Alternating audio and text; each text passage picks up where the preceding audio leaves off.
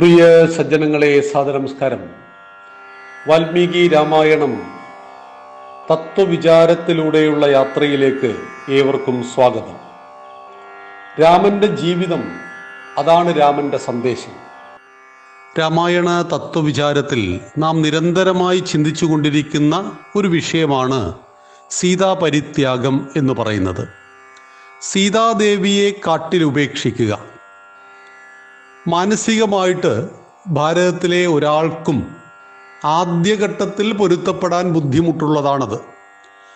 കാരണം രാമൻ്റെ ഭാര്യ എന്ന വിഷയത്തെ മാറ്റി നിർത്തുക.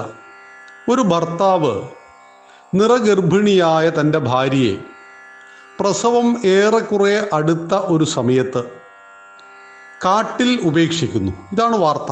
കാട്ടിൽ ഉപേക്ഷിക്കുന്നു. ഇത് ശരിയാണോ? ഒരാളും ഇത് അംഗീകരിക്കില്ല. ഇത് തെറ്റ് തന്നെ എന്ന് ലോകം സാക്ഷ്യപ്പെടുത്തും. പക്ഷെ അവിടെയാണ് ഒരലക്കുകാരൻ്റെ വാക്ക് കേട്ട് നിറഗർഭിണിയെ കാട്ടിൽ ഉപേക്ഷിച്ച രാമൻ ഏത് ധാർമ്മികതയെക്കുറിച്ചാണ് സംസാരിക്കുന്നത് എന്നൊക്കെ ചോദിക്കുന്നവർ രാജധർമ്മത്തെക്കുറിച്ചും രാഷ്ട്രതന്ത്രത്തെക്കുറിച്ചും രാജാവിൻ്റെ ദൗത്യത്തെക്കുറിച്ചും കൃത്യമായിട്ട് മനസ്സിലാക്കണം.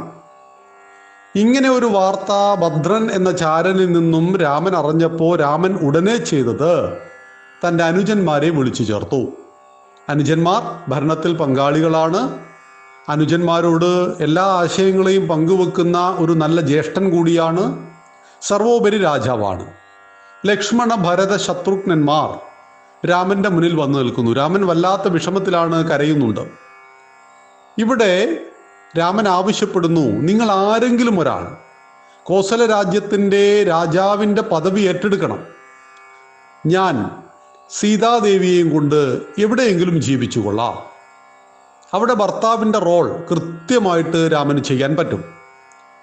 എന്നാൽ രാജാവായിരിക്കുന്ന രാമൻ രാജാവായി നിന്നുകൊണ്ട് തൻ്റെ സ്വാർത്ഥ ആവശ്യങ്ങൾക്ക് വേണ്ടി ഭാര്യ, മക്കൾ, കുടുംബം എന്നൊക്കെ പറഞ്ഞാൽ അതൊരു വ്യക്തിയെ സംബന്ധിച്ചിട്ടുള്ളതാണ്. രാഷ്ട്രത്തെ സംബന്ധിച്ച് രാജാവിൻ്റെ വ്യക്തിത്വത്തിനാണ് പ്രാധാന്യം.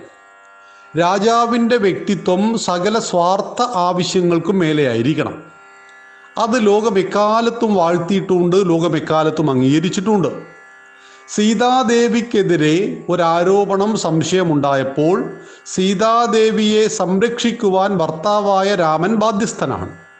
പക്ഷേ രാജപദവിയിൽ നിന്നുകൊണ്ട് ഇത് സാധ്യവുമല്ല. അപ്പം രാജാവാകണമോ ഭർത്താവാകണമോ?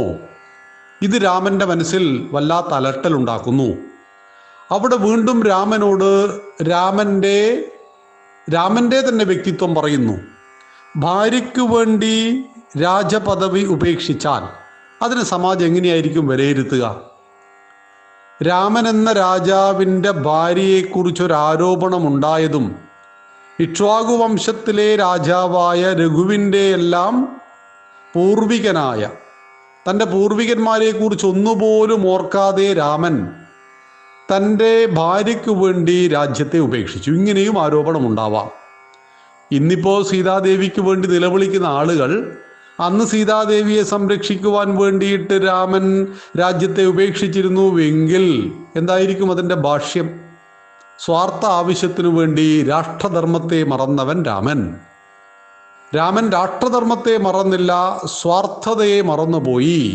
അപ്പോൾ രാമനെ ആരോപണം ഉന്നയിക്കുന്നു. പക്ഷേ ആരോപണം ഉന്നയിക്കുന്ന വ്യക്തിയുടെ വിഷയമല്ല നമ്മളിവിടെ ചർച്ച ചെയ്യുന്നത്. രാമൻ എന്ന് പറയുന്ന രാമോ വിഗ്രഹവാൻ ധർമ്മ, ധർമ്മത്തിൻ്റെ പ്രതീകമായ രാമന് തെറ്റുപറ്റുമോ? രാമന് തെറ്റുപറ്റില്ല.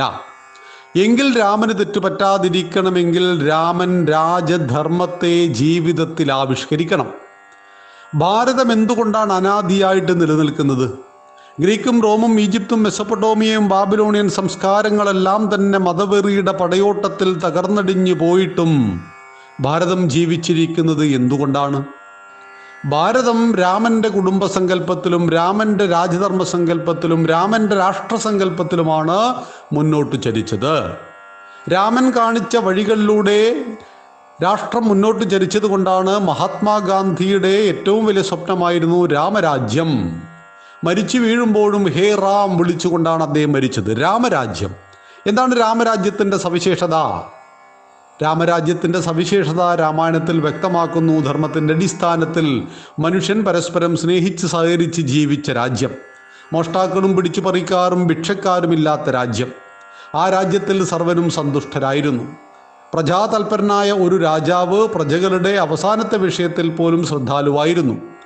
അങ്ങനെ ചാരന്മാരെ വെച്ചുകൊണ്ട് ജനങ്ങളുടെ വിഷയത്തെ അതാത് ദിവസം വിലയിരുത്തുന്ന, ആ പ്രശ്നങ്ങൾക്ക് പരിഹാരം കണ്ടുകൊണ്ടിരിക്കുന്ന രാജാവും അദ്ദേഹത്തിൻ്റെ അനുചരന്മാരും ഭരണ സംവിധാനവുമായിരുന്നു രാമരാജ്യം.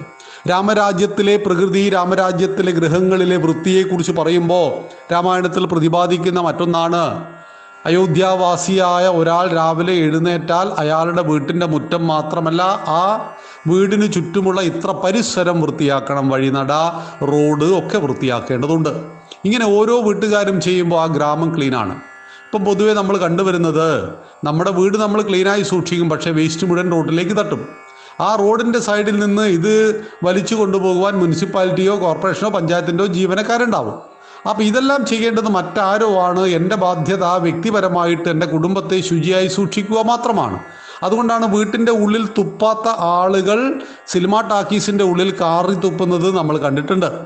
വ്യക്തി ശുചിത്വമുണ്ട് അദ്ദേഹത്തിന്, സമാജത്തെക്കുറിച്ച് ധാരണയില്ല. ഇവിടെ രാമന് വ്യക്തി ശുദ്ധിയുണ്ട്, വ്യക്തി ശുചിത്വമുണ്ട്. രാമൻ്റെ വ്യക്തിത്വം എന്ന് പറയുന്നത് എല്ലാ കാലത്തും മാതൃകയാണ്. പക്ഷെ രാമൻ എന്ന ഒരു വ്യക്തി, രാമൻ എന്നൊരു ഭർത്താവ്, രാമൻ എന്ന അച്ഛനോ രാമൻ എന്ന സഹോദരനോ ഇതൊന്നുമല്ല ഇവിടുത്തെ വിഷയം. മറിച്ച് രാമൻ എന്ന രാജാവാണ്.